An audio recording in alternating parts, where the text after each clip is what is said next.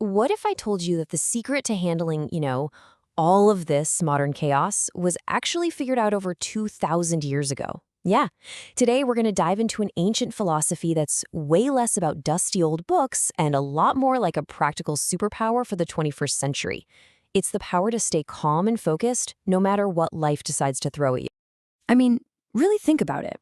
What if you could take life's absolute biggest challenges and actually turn them into your greatest opportunities? What if you could face any storm with a kind of calm so deep that nothing, and I mean nothing, could shake your inner peace? Well, that is the incredible promise of Stoicism. You know the feeling. The daily grind. You're completely stuck in an endless traffic jam, just fuming over the delay, and you can literally feel your blood pressure start to spike with every single minute that ticks by. Ugh. Or maybe you're just scrolling online, minding your own business, and bam, you get blindsided by some negative comment. We've all been there, and that one little sting can just totally derail your entire day, right? And then, of course, there's the big one. Just this feeling of constant uncertainty. It feels like the ground is always shifting under our feet. These are the modern battles we're all fighting every single day. So, how do we even begin to fight back against all that? Well, the Stoics gave us a foundational secret, a sort of master key that unlocks everything else. And it all starts right here, with something they called the dichotomy of control. The whole philosophy, seriously, the whole thing hinges on this one incredibly powerful idea. The simple practice of separating what is truly within our power from what is not. And trust me, getting this one distinction right is a total game changer. So here's the deal. It's about getting laser focused on where you put your energy. You can control your reactions, your mindset, your actions. But what you absolutely cannot control are things like external events, the traffic, and this is a big one, other people's opinions. We spend so much energy living in that right-hand column, and it just completely drains us. The ancient Stoic philosopher Epictetus absolutely nailed it over 2,000 years ago. He said, "It's not what happens to you, but how you react to it that matters." See, the real power isn't in trying to change the world outside of you. It's about mastering the world inside. Okay, so if we accept what we can't control, how do we get stronger with what we can? Well, that brings us right to our next section, building your inner fortress. And we do that by focusing on two key pillars of inner strength, self-discipline and emotional resilience. Let's break them down. Now, when we hear self-discipline, a lot of us think of restriction, right? Like a life without any fun. But the Stoics saw it as the complete opposite. It's not about restriction. It's the freedom to choose your important long-term goals over those tempting short-term impulses. It's actually a form of empowerment.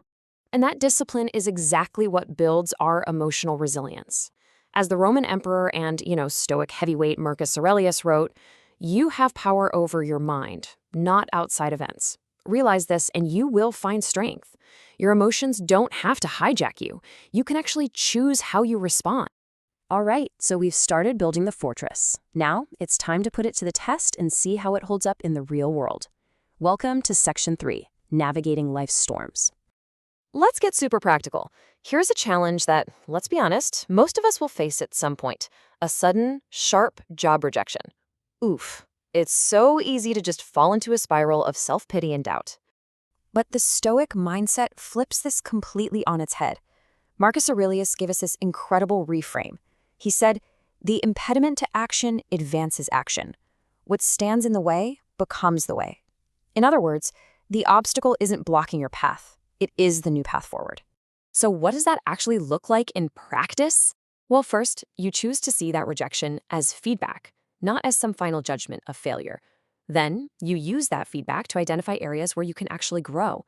Next, you refine your strategy. And finally, you embrace the new direction this obstacle has pointed you toward. Suddenly, the rejection becomes a stepping stone. And this is where it all connects back. Why does that rejection hurt so much in the first place? It's because we're craving that external validation. But the Stoic path teaches us our worth isn't based on anyone else's approval. It comes from living in alignment with our own values, with our own integrity. This all sounds great in theory, but the big question is, how do we actually do it? Well, this brings us to the most actionable part of our whole explainer. Section 4, your daily Stoic practice. And look, you don't need to move to a monastery to get started. You can build this internal superpower with just 3 simple yet really powerful daily habits: a moment of morning gratitude, a brief evening reflection, and remembering something called memento mori. Start your day with a dose of perspective. Like Marcus Aurelius said, when you arise in the morning, think of what a precious privilege it is to be alive, to breathe, to think, to enjoy, to love. Just taking a single moment to appreciate that simple gift can fundamentally change the course of your entire day. And then, to end the day, you do a quick review. The philosopher Epictetus told his students to ask 3 simple questions. What did I do well? What did I do wrong? And what duties were left undone? And this isn't about beating yourself up. It's just about self-awareness and making a conscious plan for a better tomorrow. And now for the final and maybe the most powerful practice of all, memento mori. It's a Latin phrase that means remember you must die. Okay, I know, that sounds incredibly morbid. But the Stoics used it not to create fear, but to inspire this profound, urgent appreciation for the present moment. It's a call to live fully, right here, right now. I mean, think of it this way. You have 1,440 minutes today. That's it. Once they're spent, they are gone forever. And that's not meant to stress you out. It's meant to bring absolute clarity to what truly, truly matters. Which brings us to the final, crucial question that this whole practice forces us to confront every single day. Knowing your time is limited, what will you choose to value today?